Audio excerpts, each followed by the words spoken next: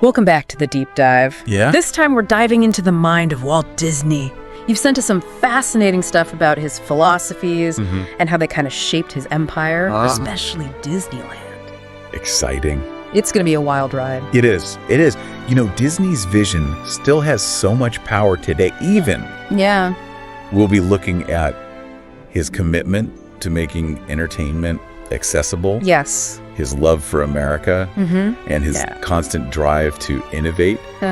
Let's start with how those values shaped his approach to Disneyland. All right, let's dive in. Okay. One of the things that really stood out to me was Walt's idea that Disneyland should be for everyone. Yeah. But, you know, the source kind of paints a pretty stark contrast with today's reality. It does. Those high costs can make it tough for families to actually experience the magic. I know. They even estimated a whopping $6,785 for a family of 4 in 2025. Wow.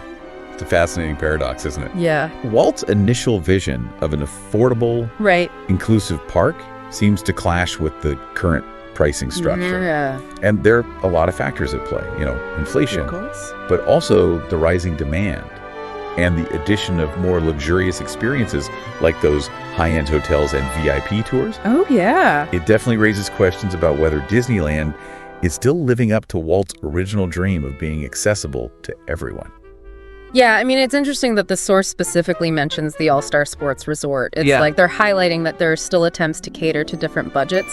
Right. But it makes you wonder if it's enough to bridge that gap. Yeah, it's a valid question. Yeah. And one that Disney's constantly grappling with, I'm sure. Yeah. But moving on, another aspect that stood out was Walt's incredible focus on the guest experience. Yes. I mean, the Force even talked about him picking up trash himself. Wow. To ensure a positive experience for visitors. Honestly, that just blew me away. Really? Talk about leading by example, right? It's clear that Walt was totally dedicated to making sure every guest felt valued and cared for. Yeah. It wasn't just about creating a park. Right. It was about crafting an experience. Exactly. And this commitment to guest satisfaction wasn't just a personal quirk. Right. It really permeated the entire park's design and operation. Yeah. He was obsessed with every detail. Oh, wow. From the landscaping to the music, even the placement of trash cans. Oh, wow. You might recall those strategically placed benches throughout the park. Yeah. They weren't just for resting.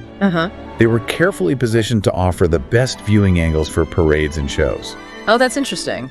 It was all about exceeding guest expectations. It really goes to show how much thought and intention went into every aspect of Disneyland. Absolutely. And speaking of intention, we can't forget Walt's deep-rooted patriotism, Right. which shines through in many of his projects. Yeah. Think about the Hall of Presidents, for example, Yeah. or even the whole concept of Main Street USA. What do you think he was trying to achieve with those? Walt's patriotism was definitely a driving force. Yeah. And it went beyond simple flag waving. He was trying to capture a specific vision of America, Yeah. an idealized version that celebrated its history, Right. ingenuity, and small-town values. Yeah. Main Street USA is a perfect example, Yeah. inspired by his own childhood in Marceline, Missouri. Oh, wow. It's a nostalgic recreation of turn-of-the-century America, Okay. a time that Walt associated with simpler times and strong community bonds. Right. It's fascinating how he used architecture and design to evoke those feelings. Yeah, like those Victorian-style buildings and the horse-drawn streetcars. Totally. Even the choice of music and the costumes of the cast members all contribute to that immersive experience. It's like stepping back in time. Another recurring theme in the source material is Walt's belief that Disneyland would never truly be finished, that it would always be evolving and improving. Oh, absolutely. Yeah. Walt was famous for saying, Disneyland will never be completed. Right. It will continue to grow as long as there is imagination left in the world. Wow.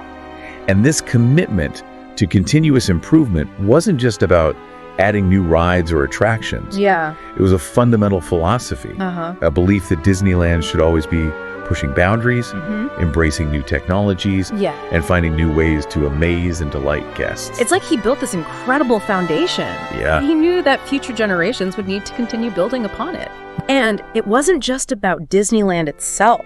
This spirit of innovation was evident throughout his entire career. Precisely. Yeah. Think about the leaps he made in animation. Oh, yeah. He pioneered synchronized sound with Steamboat Willie, revolutionized storytelling with Snow White and the Seven Dwarfs. Right. The first full-length animated feature film, by the way. Wow. And then went on to create groundbreaking animatronics. Yes. Those lifelike robotic figures for attractions like the Enchanted Tiki Room and Pirates of the Caribbean. Oh, wow. These weren't just technical advancements. Right. They were creative breakthroughs that transformed the entire entertainment industry. And that's what I find so fascinating about Walt Disney. Yeah. He wasn't just a businessman or an entertainer. Right. He was a true visionary, constantly pushing the boundaries of what was possible. And that vision extended beyond mere entertainment. Oh, really? He wanted to educate and inspire as well.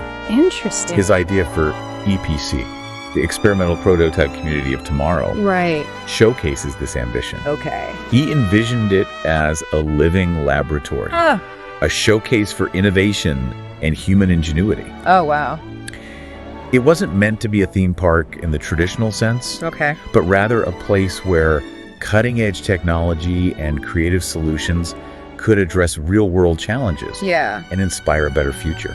It's incredible how he wanted to combine entertainment with education to make learning fun and accessible to everyone. And that brings us to another crucial point. The source also reflected on the tension between Walt's initial vision of inclusivity and affordability and the current state of the company. Yeah, it's interesting. How do we reconcile his values with the realities of a global entertainment giant operating in a very different world? It seems like the company is caught in a constant push and pull between honoring Walt's legacy and adapting to the demands of a rapidly changing world. Right, and the source even raised concerns about a perceived focus on rehashing old stories rather than forging new paths. It's like they're yearning for that same spark of originality and innovation that defined Walt's era. It makes you wonder if the magic of Disney can endure in an age where audiences are constantly bombarded with new content and experiences. And that's where we'll pick up in the next part of our deep dive. Okay. We'll explore this tension between nostalgia and progress. All right. Examining whether the company is staying true to Walt's vision or simply relying on past successes. So what's the takeaway for our listener? What should they be thinking about as they consider the future of Disney? I think the key is to engage with it critically, to appreciate the legacy, while also being open to new interpretations and directions. Okay. Don't just passively consume the content. Right. Think about the messages, the values, the creative choices being made. Ask yourself how those choices reflect Walt's vision and how they might be shaping the future of entertainment. That's such a great point. It's not just about watching a movie or visiting a park. It's about participating in a cultural conversation, a dialogue about storytelling, imagination, and the power of entertainment to shape our world. And that's ultimately what Walt Disney was all about. Right. He wasn't just building theme parks or making movies. He was creating experiences that sparked our imaginations, challenged our perspectives, and reminded us of the power of dreams. So as we wrap up this deep dive into the world of Walt Disney, we leave you with this final thought. Don't just be a consumer. Be an active participant in the magic. Revisit the classic films. Yes. Engage with the new content. And most importantly, never stop dreaming, creating, and imagining the possibilities. Because as Walt himself said, if you can dream it, you can do it.